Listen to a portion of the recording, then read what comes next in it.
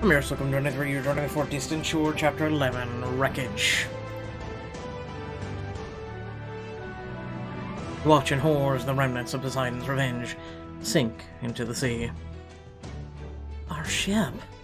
Have to make the Admiral pay, save the crew. You began to paddle towards the burning remains of revenge, calling out to the survivors. Charlie, Maggie, anyone. They have to be okay. They just have to be. Peyton over here. You whip your head around to the sound of Maggie's voice. You see her head peeking out over the waves. Swim to shore. Right behind you. You drag yourself onto the wet sand, coughing and rubbing seawater out of your burning eyes. Polly alights on your shoulder, nuzzling your cheek. Peyton's alive! I'm alright, Polly. You pat the top of her head and she preens under your touch. Beach, please! Oh, you're on the beach. You turn to the others. Is everyone okay? Did we lose anyone? Nay, Axe is eagled. I spotted the cannons fire just in time. We managed to jump ship before it hit. I should have seen this coming, especially from the Admiral. Damn that cowardly man did the damn darkest tales. It's not your fault, Charlie. The Admiral tricked all of us. Peyton, what happened on that ship? We thought we were coming to get you and Edward. You recount everything that happened since you and Edward were captured. So Henry's still a lieutenant? With one? And the Admiral still has Edward? Yeah, that about sums it up. And we've no hopes of rescuing anyone without a ship. Her lower lip begins to tremble. Come here, lass. Jonas tucks Ginny under his arm in a rough hug, but his face is just as hopeless. No hope, no hope.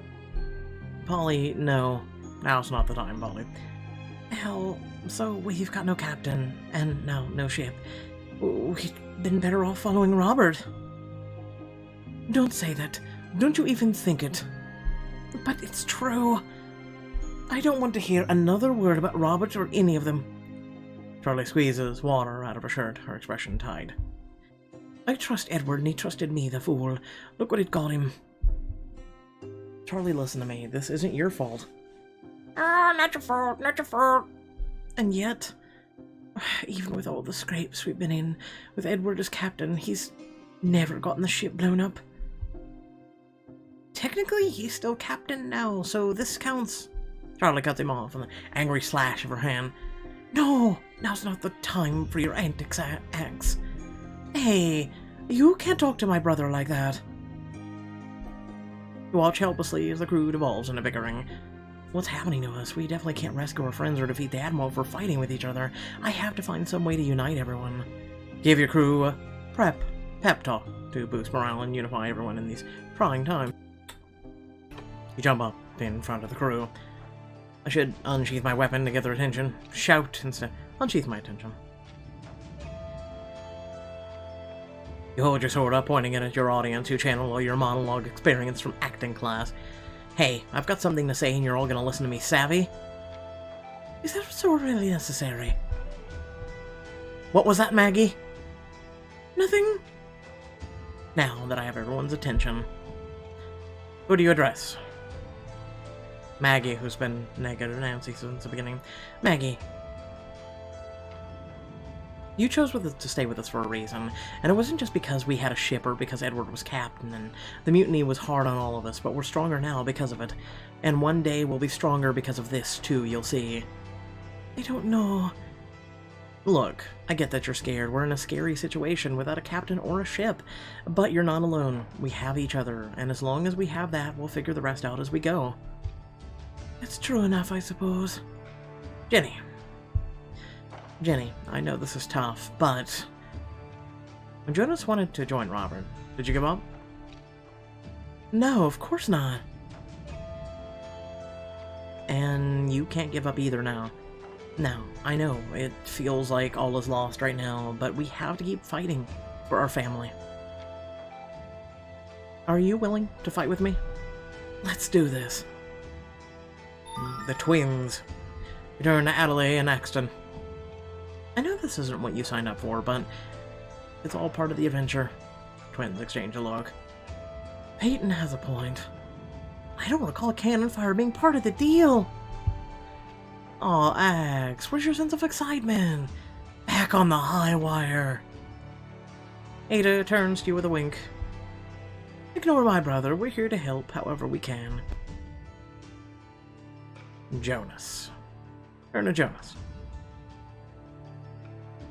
Appeal to his gentler nature if he has one. No, he does, otherwise he wouldn't look out after Jenny. Jonas, I know this has been tough on you, but we need you. Your family needs you. Peyton. When you found Jenny lost and scared after her parents were killed, did you turn your back on her? No, of course not. Then don't turn your back on her now. She needs you to show her how to handle the heartache like a real pirate. Can you do that? Jonas gives you a long look, then nods. Aye. You turn so you can face the entire crew all at once. When I was at my lowest, lost and confused, and somehow on a pirate ship in the middle of the ocean, you all took me in. You gave me a home and a purpose. Give me home, give me home. Aye, we did all that. You didn't give up on me then, so I'm not gonna let you give up on each other now. Now, who's with me? We are. I haven't heard such a persuasive speech since the last time you convinced me to do something. Who's with me? Who's with me? I'm with you, Peyton. You have my full support.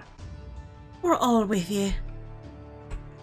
He smiles, the crew cheers, and mood clearly lifted. That was one of the most lackluster speeches I've ever heard. It's no standing ovation, but it'll do.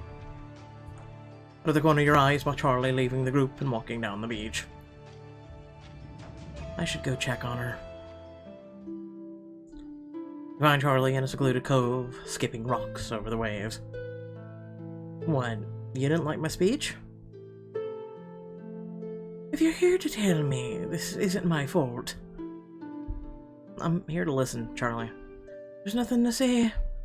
Charlie sinks to the ground, looking more dejected than you've ever seen her. Put your arm around her. Drop to your knees so you can put her arm around her shoulders and pull her into a hug. She resists your embrace at first, and then lets herself melt into your arms. Oh, Peyton. Charlie, you did everything that you could. The Admiral was determined to destroy our ship. If he hadn't done it today, he would have done it some other time. Either way, it's in the past now, and we can't change it. What matters now is the fact that we need you. You're the quartermaster. Everyone looks to you as lead. Charlie's quiet for a moment, considering your words carefully. I suppose you're right, love. You truly have a knack for boosting morale, you know that?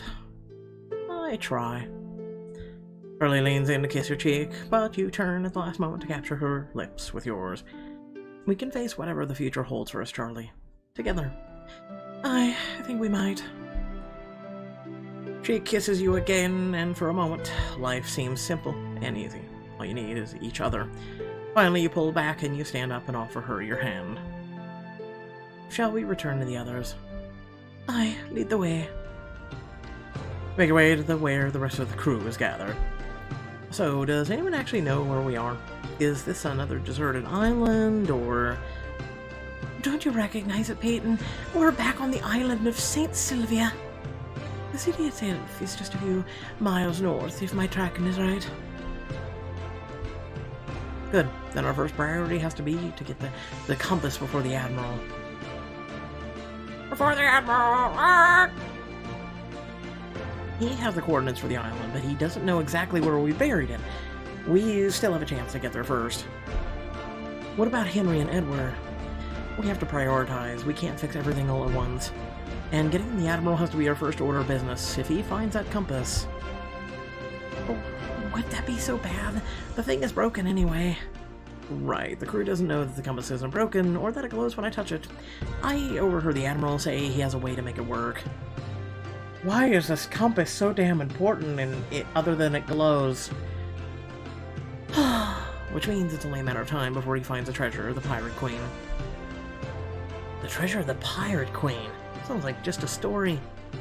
Maybe, but the Admiral clearly thinks it exists, and if we're gonna stop him, we have to prevent him from getting the thing he wants the most. And the way to do that is to get the compass before he does. But we know Edward is real, and needs our help. Maybe we could make a trade instead. Edward's freed in exchange for the compass. Everyone's a victor. No, we can't let that man have the compass. He gasped around for another argument when Charlie meets your gaze and nods. You know what you have to do. You take a deep breath and then face the rest of the crew head on. I don't know anything about the legend of the Pirate Queen, Magdalena, but I do know the compass is more than what it seems. It's magic. Somehow, I don't fully understand what it can do, but it's definitely not a normal compass. Ada leans over and whispers to Taxton, "Is she daft? I believe the word you're looking for is drunk." I know I sound crazy, but I promise I'm sober, and there's more. The real truth is I'm from the future. I don't know what I expected, but it wasn't this. And I didn't hit my head or drink too much rum, and I'm not a witch. I have proof. You reach in your pocket and pull out your phone. Good thing it's waterproof. It's a black box. Not just any black box. Does Pixelberry know that slowly over time, phones, even when turned off, slowly deplete their energy? I'm just curious if Pixelberry actually knows. Shh, no one tell them. You hit the power button and the screen slowly blinks to life. Okay, so most of the features on this thing wouldn't make sense to them. And probably wouldn't work without cell service anyway. I'll show them the flash, alarm clock, the camera. Here, look at this. You snap a picture of Charlie with her back to the ocean and turn the phone around to show them. Yay. Does this mean Robert was right? Charlie takes your phone from your hand and examines her photo closely, her fingers tracing the features of the cracked screen. How is the likeness so clear? I've never had a portrait as accurate as this. That's the power of technology. Future technology. Future technology, future technology, quack! You look around the group to see mostly confused faces as Charlie turns your phone over and her hands again and again, as if she's getting used to the feeling. You're taking this whale, Charlie. I already knew. And you just believed her? I've yet to hear a better explanation. Yet the twins sharing a look, seemingly having an entire conversation with one glance. Axe, Ada, dare I ask what you're thinking? Actually, we're thinking we believe you. Really? Only a fool would try to pass this story off as truth if it weren't. And we know you're no fool, Peyton. I believe Peyton too. Even if our story does sound incredible. Thanks, Jenny. I don't know about all this future nonsense, but if Peyton is willing to go about all the trouble to convince us to stop the Admiral, well, I still have questions. Like what? To start, what are ships like in the future? Ships in the future are propelled by engines, not wind. Engine? It's a machine that makes enough energy to move your ship around. That way you don't have to depend on sails. Basically, everyday life is completely different than how things are now. You wouldn't even recognize how we do most things. I'll give you this. If you're lying, you're frightening talent for it. Does that mean... Maggie gives you a long look and then nods empathetically. I don't know if I believe you, Peyton, but I'll not abandon this crew. That's enough for me. Charlie steps forward to join you. Now that bit of unpleasantness is out of the way, we can't stay on the beach forever. Shall we walk to St. Sylvia? The mood among the crew surprisingly light as you all start to trek down the beach.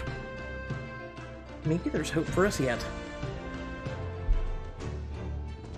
Later in the afternoon, you finally arrive at the bustling port town. Never thought we'd be back here again, did you, Jax?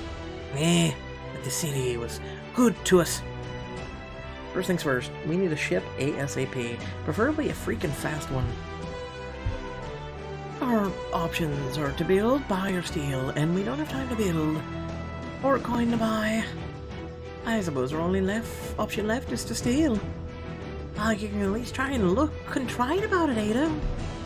You know I'm not one for putting on airs. Stealing in a city like this is unwise.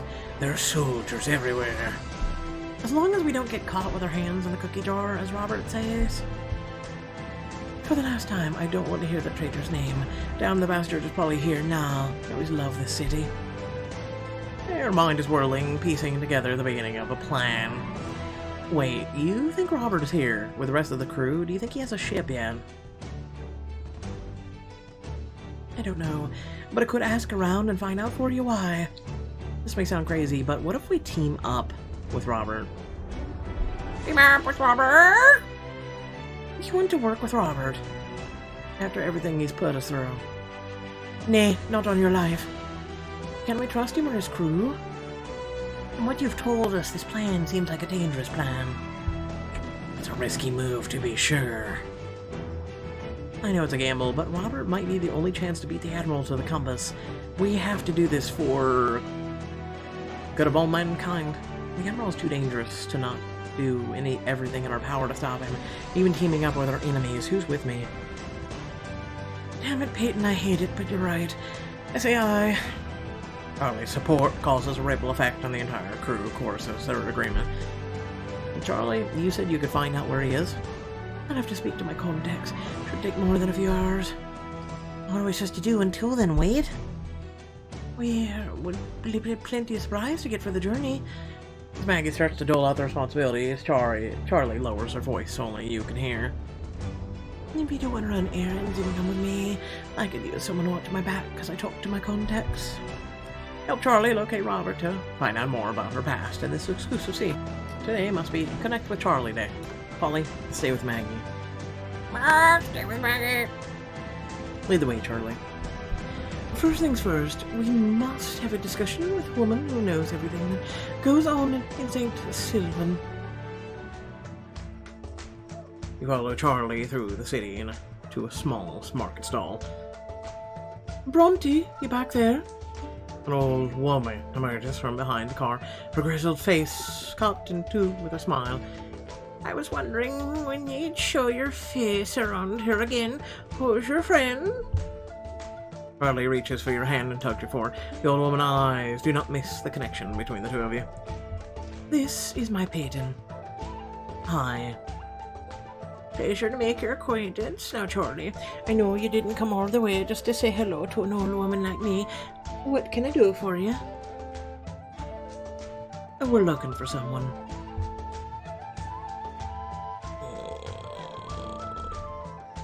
He's got an obnoxious bird. I know of only one animal that deserves the title. She shudders. You're looking for Robert, then? I'm not sure you've heard by now. He betrayed us, stole away half our crew. We have business with him. Are they in St. Sylvan? Yes, they're here, and wrecking a fine mess while they're at it. Damned bird almost destroyed me carty last week. The handsome young surgeon offered to cure me aching joints in exchange for my silence. I got the feeling they've been trading skills for survival in these parts for a while. That must mean they haven't been able to pillage and plunder, which means if they do have a ship, they're still getting it up and running. Thank you, Bronte. You've been huge help as always. Of course, me dear. Don't wait so long to visit me, you hear? Next, Charlie leads you to the docks. Charlie, as I live and breathe. John, you've been promoted since I last saw you. Charlie introduces you to the harbor master, who greets you warmly before turning back to her. I don't see the Revenge coming aboard. Are you sailing under different colors now? Nay, but right now I need to know about any unusual ships that may have been berthed in the harbor. I haven't noticed any vessels more unusual than what we get normally, although there's a few new ones being built in the shipyard. Do you know who they belong to? No, but I could be persuaded to find out. She casts a glance at Charlie, and she nods. If it's a bribe the man wants, it'll be a bribe again. A kiss, a taste of your steel, some coin. You serendipitously pull out a few of coins from your pocket and slide them into John's hand. He smiles. Just a moment. He steps away to look at his ledger, and Charlie grins at you. You're becoming quite adept at this.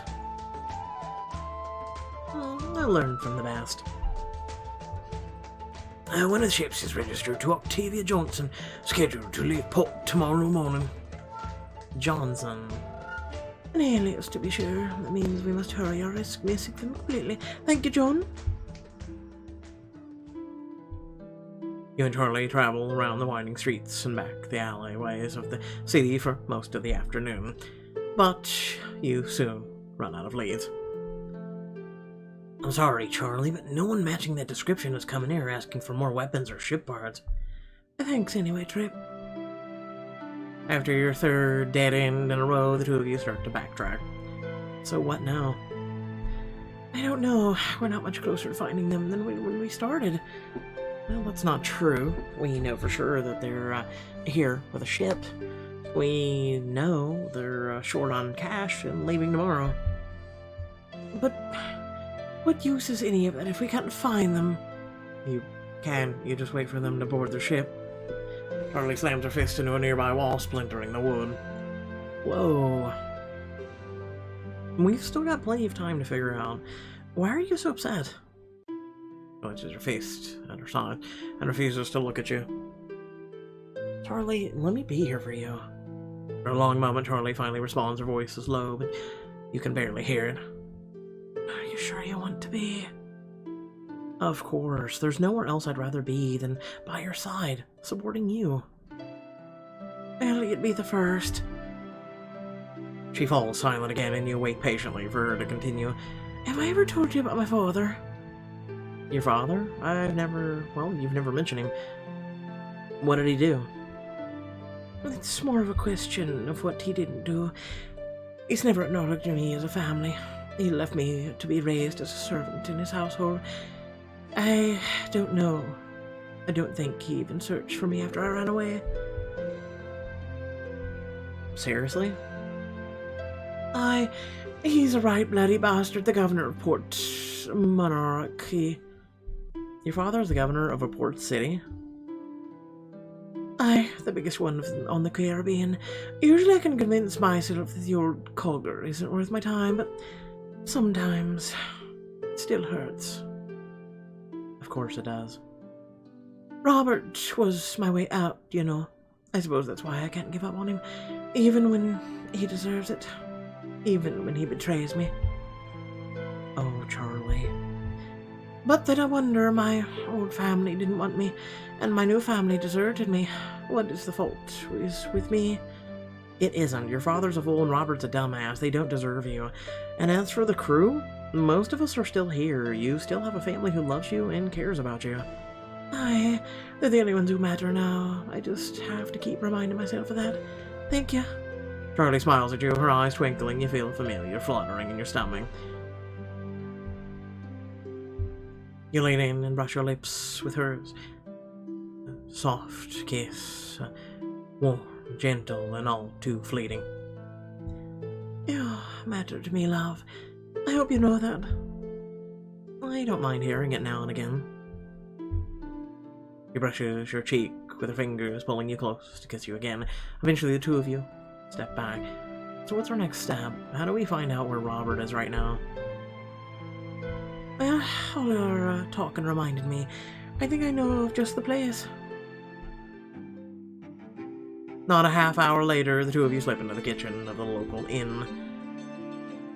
Oi, you're not supposed to be back here. Charlie? The young woman throws her arms around Charlie, holding her tight. Good to see you, Mary Dorothy. I had written that you'd found a new post. It's not much, but it's an honest ledge. I wish I could talk more, but I have to get back to work. We've been having some trouble around here lately. What kind of trouble? Those damn pirates keep coming to our tavern and swindling our guests, and Mr. Porter's darting to kick them out. They're not like you and Charlie, in your crew, Charlie. Though these pirates, they wouldn't happen to be a loudmouth or have a loudmouth pirate pair, would they? How do you know? No one could forget the damn bird. How often do they come here? Every night after supper. You help Charlie locate Robert and learn more about her past. You and Charlie make eye contact with over Mary's head. Got him.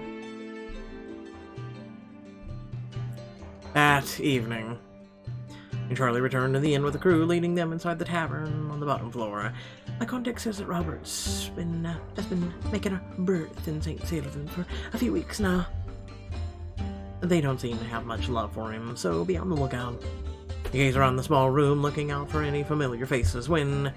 Enemy alert! Enemy alert! You... Before you know it, Octavia's pistol's leveled at your face. The rest of Robert's crew feels in behind her. Hey... You, point a gun at a person, you better be ready to use it, fam. Just throwing that out there. Charlie whips out her own pistol and aims it at Octavia. Soon, both crews were bristling with guns and glaring daggers at each other. Oh, dear. Oh, traitor. Hello, lass. Fancy seeing you here. Hello. A long time no see. Kenrick's grin whines. That's a good one. Kenrick, what are you doing? Indeed. I don't think the captain would appreciate us fraternizing with the enemy. Enough of this. Where is Robert? We have business with him. Where's Edward? Oh, and who are your new friends? You had to know Peyton would miss you for long, turncoat. Aye, the crew traded up with us. Edward's been captured and... Jenny, shut the fuck up, really! Jenny, hush! So the foolhardy captain finally got what he deserved, eh? Pity! Clench your fist as you're taking the smug look on Octavia's face. Oh, yep, okay. Oh. Threaten her. No, I'm trying to keep this polite.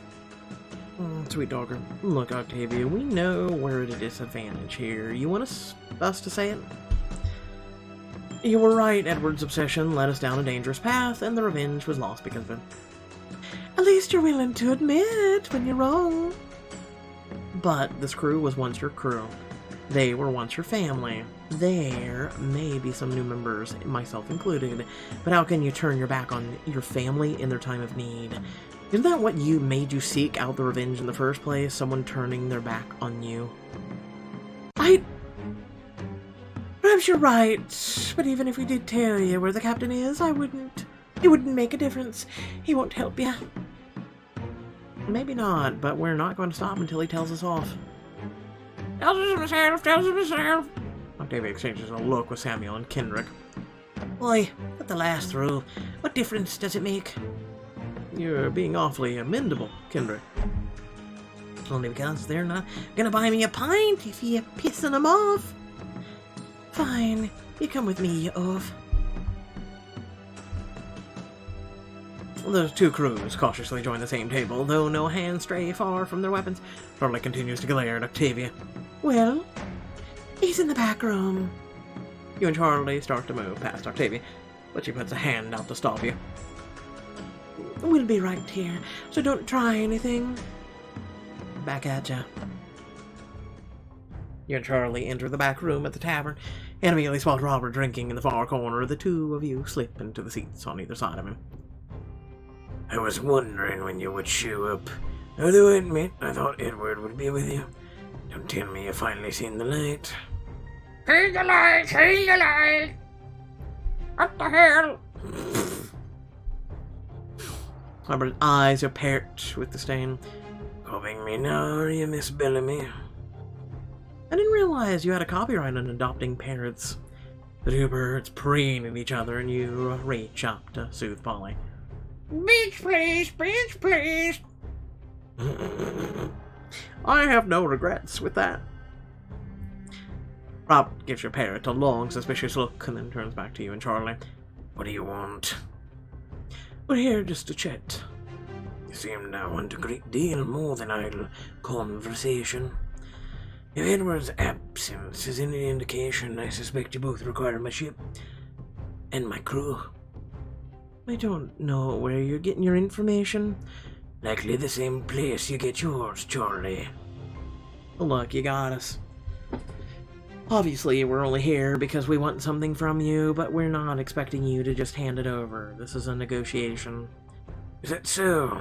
Then what's your opening bid? Let's start with the Navy. You must want a chance to prove you can best them. I've seen the treasure the Admiral keeps in his cabin. You been in the Admiral Cochrane's personal cabin? Aye, she has. And the treasure he keeps in there would be the biggest score of your life. Tempting. It doesn't change the fact that I don't want to end up as a prisoner alongside Edward.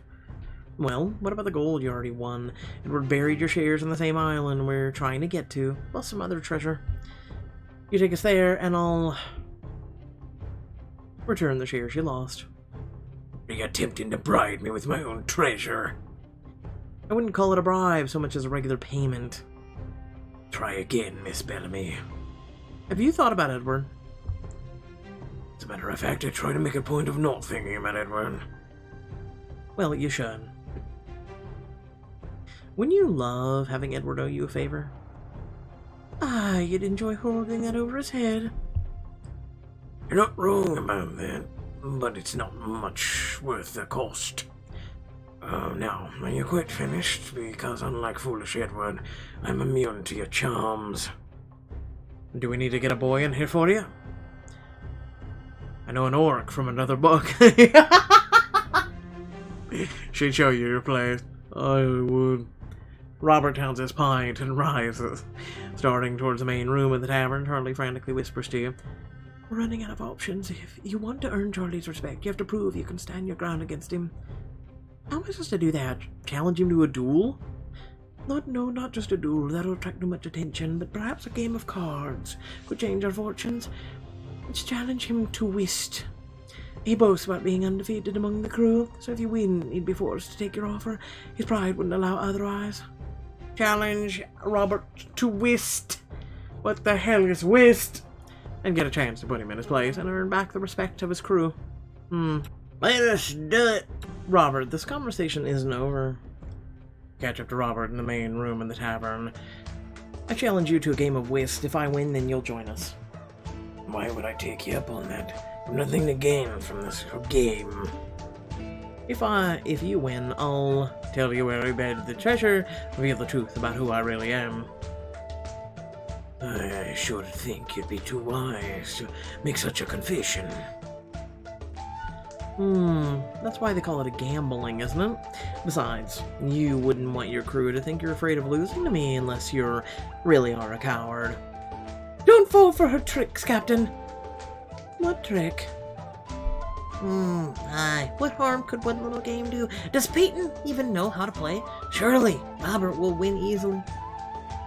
Don't underestimate her, Kenrick. Jonas, shut up. Very well, let's play. Let's play! The others will clear out so you and Robert can sit at a table together. This is so exciting. Anyone want to explain the rules while we're sitting here? You've got this, Peyton. We've got your back. Samuel, be my second. Turn to Charlie. She's already slipping into the seat across from you at the table to be your partner. She leans in close to remind you of the rules. Each trick is made up of 4 cards. We each play a card in order, matching the suit of the first card if possible. Whoever plays the highest card takes the trick. That's it? That doesn't seem too hard. Well, there are some other rules too, but I'll explain as we go along. Each hand is 13 tricks. We add up points for every trick earned in a hand. First team to 7 points wins. Ah, that's why it's 13. Okay. So one hand could have 3 or 6, and the other could have 7. Alright. I understand this now. It's like 21, but moving on. It's just shut up. Move on. Not as Robert deals the first hand, dividing the cards with a practiced flip of his wrist. He turns the final card over upright, revealing the 5 of hearts. First round hearts or trumps. You pick up your cards and sort them by suit. You catch on quickly as the game starts turning. I don't know what trumps are besides the idiot in office. So, Robert, have you been sulking in the tavern since you ran away? I do not sulk. Samuel's lips twitch, but he bites back a smile as he plays his card. Yes, you don't sulk, and the captain doesn't brood. What captain? You need a ship to be a captain, don't you? Some people need a ship to be a captain.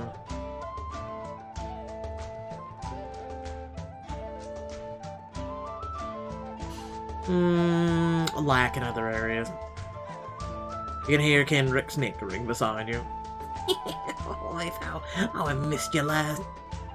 Kendrick, hold your tongue. Still scowling, Robert picks up the 5 of hearts and places it on the top of the other cards. My trick. Focus on the game. Watch the cards, keeping careful track of what's been played until... Gotcha. Robert is already starting to reach out to claim the trick when you lay down the King of Hearts, the highest trump card of left. I believe this one's mine. 1-1.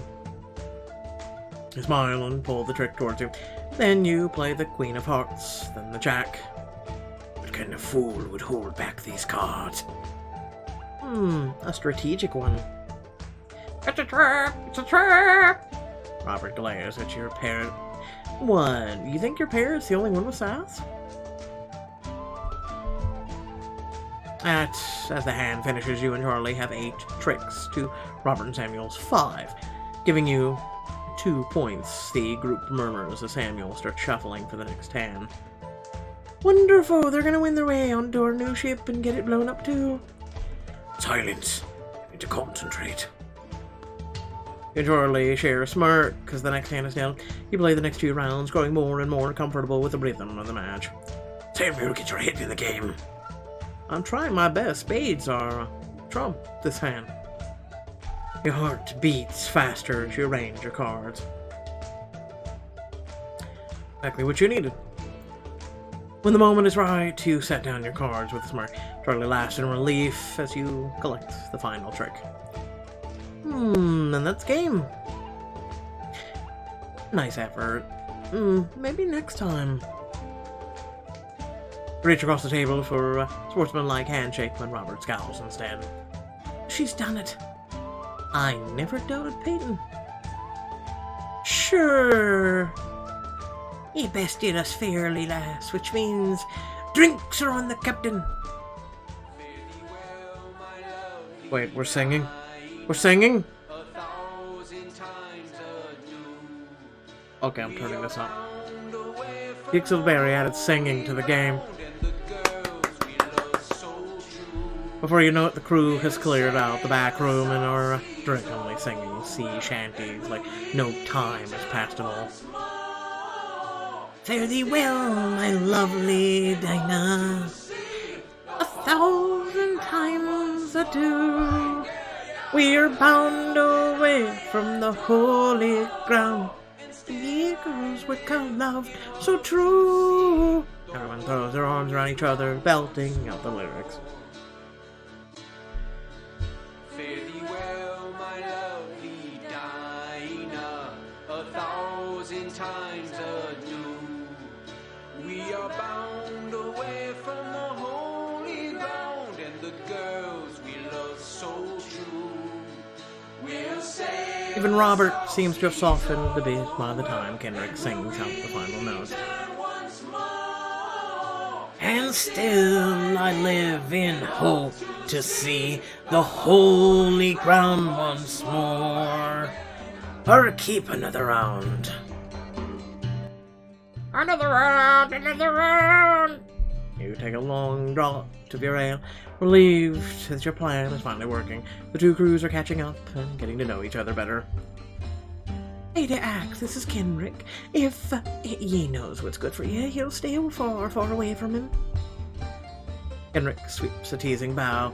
I don't mind Maggie. She's just afraid I'll be running off with one of your hearts, or both. And you can try, but it won't end well. Oh, what do you say that? 'Cause you should never try to steal from thieves.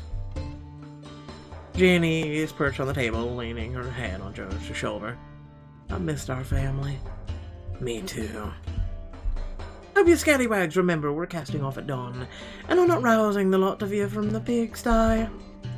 That only happened that one time. Ollie hops along the table to get a closer look at Robert's parrot. Beach, please! Beach, please! Beach, please! Oh, look, it's the start of a beautiful friendship. You turn your attention back to Charlie and Robert. Don't just start, Charlie. Should have known better than bet against you. You should have, but it's a mistake that men in the world keep making, much to my delight. Robert turns to you, his expression not a glare for the first time, maybe ever. He sighs. Even I won't fight the inevitable forever. I may never like you, Miss Bellamy, but I can respect your wits and your courage. Robert? I never like you either. I knew you two would agree on something one day. 'Tis true, and like has no place on board a pirate ship anyhow. Robert lifts his glass to the crew. Drinks up your looks, tomorrow we set sail and take back what's ours. Together. The next morning, you board Robert's ship in the bright sunlight, the gangplank swaying underfoot. Step lightly, lass. We've already had a hand or two fall overboard from too much drink last night. Even Octavia's warning? Who do you think did the falling? Oi! I didn't have to tell her that! I'm glad to see the crew is in such a fine mood this morning. I also like the color of the ship. It is black and brown, thus I accept this. Robert gains 1 point. Robert stands at the helm looking down at you. His voice booms over the deck. Miss Bellamy, welcome aboard the Damnation. I also approve of that name, giving him yet another point. Some people aren't so bad once you get to know them. People should try it. Without further ado, thank you all for watching. Please remember to like, share, and subscribe. Head down description below, links to social media, Discord, and if you like to support me and my content. Without further ado, by the way, some of you should head over to our Twitch channel. We've been doing some new content as of late. Through the Darkest Times is a choice-based strategic game. You should check that out. It is a great alternative to what you see here on Pixelberry, and is not a halfway decent game. It's something that teaches you about history and a lot of things that maybe you should learn and might actually change people's perspective or improve people's perspective and views on what's currently going on in the world. But without further ado, thank you all for watching. Thanks for once again watching. Hopefully catch you on Twitch. And catch you later. Peace.